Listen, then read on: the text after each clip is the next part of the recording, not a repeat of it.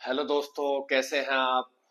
आपका मेरे चैनल भारत सच बोलेगा पर स्वागत है। सभी को जय श्री राम। दोस्तों आज का टॉपिक है कि इजराइल ने कतर के अंदर जाकर बमबारी की और हमास के टॉप लीडर को उड़ा दिया। दोस्तों इजराइल के फाइटर जेट अंदर गए, उन्होंने इजराइल के फाइटर जेट F-16 F-35 अंदर गए और कतर के अंदर दोस्तों दोहा के अंदर जाकर उन्होंने ठोका। और किसको ठोका? हमास के टॉप लीडर को। अब सवाल ये होता है दोस्तों कि कतर एक ऐसा देश है जिसको कि दुनिया के सबसे अमीर देशों में गिना जाता है दोस्तों, जहां पर तेल के अकूत भंडार और गैस है और वहां की कैपिटल इनकम भी बहुत है। और दूसरी सबसे बड़ी आश्चर्य की बात यह है कि वहां पर अमेरिका का अड्डा है दोस्तों। एक तरीके से मानिए कि अमेरिका उसकी सेफ्टी करता है। अब सवाल ये होता है दोस्तों कि ऐसा क्या हुआ कि इजराइल ने दोहा के अंदर जाकर हमास की टॉप लीडरशिप को ठोका। तो दोस्तों इसका कारण है कि इजराइल ने बिल्कुल सही किया है, क्योंकि आप जानते हैं कतर एक ऐसा देश है जो दुनिया में जितनी भी आतंकवादी ग्रुप है उनके हेड ऑफिस बने हुए हैं। तालिबान का भी हेड ऑफिस वही है, हिजबुल्लाह का भी वही है, हमास का भी वही है, यमन का भी वही है, हुतियों का भी वही है। लेकिन दोस्तों अब सवाल ये होता है कि ऐसा हुआ क्यों। इसका कारण दोस्तों कोई और नहीं, अमेरिका। अमेरिका एक ऐसा देश है जो सबके साथ खेलता है, यानी चोर से कहता है चोरी करो और पुलिस में रिपोर्ट करा देता, भाई फलाना आदमी आया भाई आपके यहाँ चोरी करने के लिए। तो ये अमेरिका का गेम है। अमेरिका ने दोस्तों क्या किया था, 2012 में कतर से बोला कि आप ऐसा कीजिए, हमास के लीडर्स के कुछ लीडर्स को आप अपने यहाँ जगह दीजिए, जिससे हमें कभी इनसे बात करनी हो तो हम इनसे बात कर सकें। तो दोस्तों इसमें कतर का कोई दोष नहीं है। कतर एक अच्छा देश है और भारत के साथ उसके बहुत अच्छे संबंध है और मैं कतर की रेस्पेक्ट भी करता हूं। और जो लोग मेरे वीडियो देख रहे हैं, तो मैं सिर्फ यही कहूंगा, कतर की गवर्नमेंट से मेरी यही गुजारिश है कि वो अपने यहाँ कोई भी ऐसी टेररिस्ट एक्टिविटी ना होने दें, ऐसा कोई ग्रुप ना होने दें, क्योंकि दोस्तों इजराइल रुकेगा नहीं।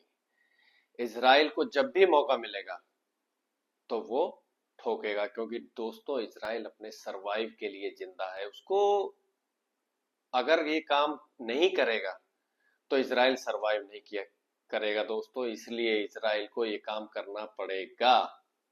अब दोस्तों उसके बाद हुआ क्या कि जितने भी मुस्लिम देश है 55, तो इन्होंने बोला कि जिस तरीके से यूरोप ने यूएसएसआर को हराने के लिए NATO, north north anti टेटी organisation बनाया था, उसी तर्ज पे मुस्लिम देशों ने बोला कि भाई हम भी एक नेटो बनाते हैं और उस नेटो के अंदर ये होगा, अगर किसी देश पर कोई भी अटैक किया है तो सारे 55 देश उसका जवाब देंगे और वो सभी पर माना जाएगा। लेकिन दोस्तों यहाँ पर पाकिस्तान, जिसके पास कुछ नहीं है, भूखा नंगा है, वहां के शहबाज शरीफ गए कुवैत, उन्होंने जाकर बोला कि हम परमाणु संपन्न देश हैं भाई, हमको आप लीडर बनाइए, जो कि पॉसिबल नहीं था दोस्तों। दोस्तों इसमें बहुत बड़ी राजनीति है। अभी तक इजराइल ने यमन, सीरिया, हमास, लेबनान, इन सब के ऊपर अटैक किया, लेकिन कभी भी मुस्लिम देशों ने ऐसा रेस्पॉन्स नहीं किया। उसका कारण जानते हैं आप क्या? उसका कारण है दोस्तों सिर्फ पैसा, क्योंकि उन देशों के पास ना पैसा है ना कुछ है।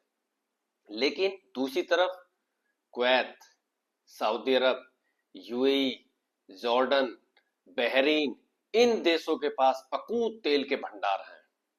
और जब तेल है तो दोस्तों, तो तेल के खेल के बादशाह हैं और इनके पास पैसा भी है। तो दोस्तों कभी भी कतर ने सोचा नहीं था कि ऐसा अटैक हमारे ऊपर, लेकिन इस अटैक ने पूरे मुस्लिम देशों में खलबली मचा दी।